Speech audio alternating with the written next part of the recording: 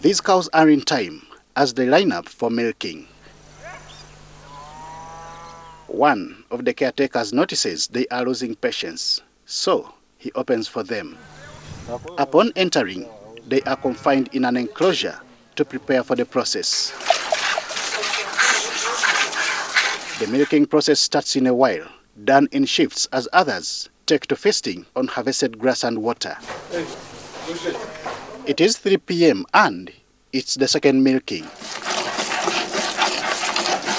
The first one was conducted at around 8 a.m. This brings a curious farmer to the question of what determines the quality and the quantity of this milk.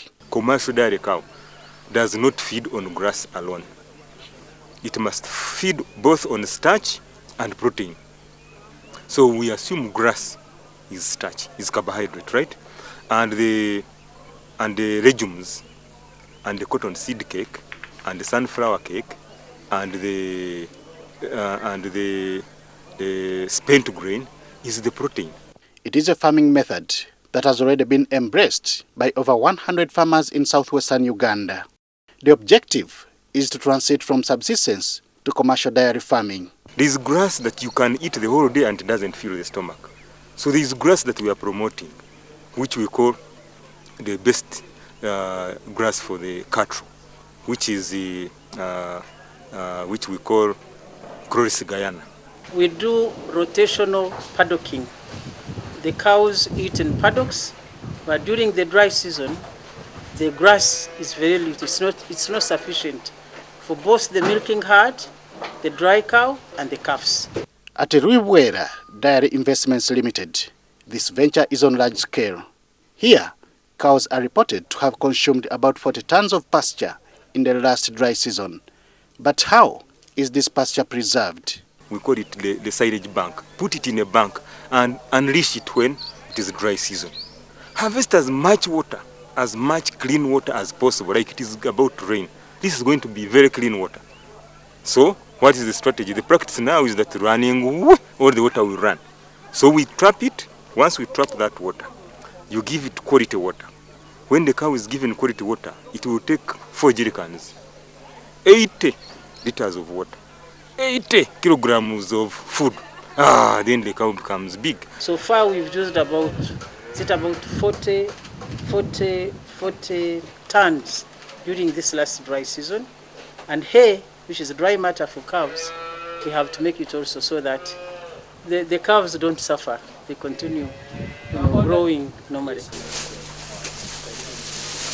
This venture could have its own challenges. In such eventuality, what happens? SNV, a Netherlands development organization, provides an answer in form of assistance. There are 3 areas that we are supporting. We are supporting investment into milking parlors. We are supporting investments in, so we have milking parlors, we have silage bunkers. That is where the silage is kept. You saw the silage which we are seeing down there, which was being buried in the ground, but there's a structure that they call a bunker that is well built, that can preserve that silage for a longer time. And then we are also looking at supporting people who are dealing with the mobile tick control services, so that at the end of the day, the farmers can be able to access this kind of investment. During a guided tour of the area, State Minister for Animal Husbandry, Joy Kabasi, said this is the way to go. You know, in Uganda, this is new. This dry hay you are seeing is a new thing. So everyone is being encouraged to start it and to make sure that in the dry season, the cows don't starve. She urged dairy farmers to embrace it, promising government support towards boosting the practice. We are encouraging people to start, and then government will come in, and also other donor communities will come in to help. But start, have something to show before you can be assisted.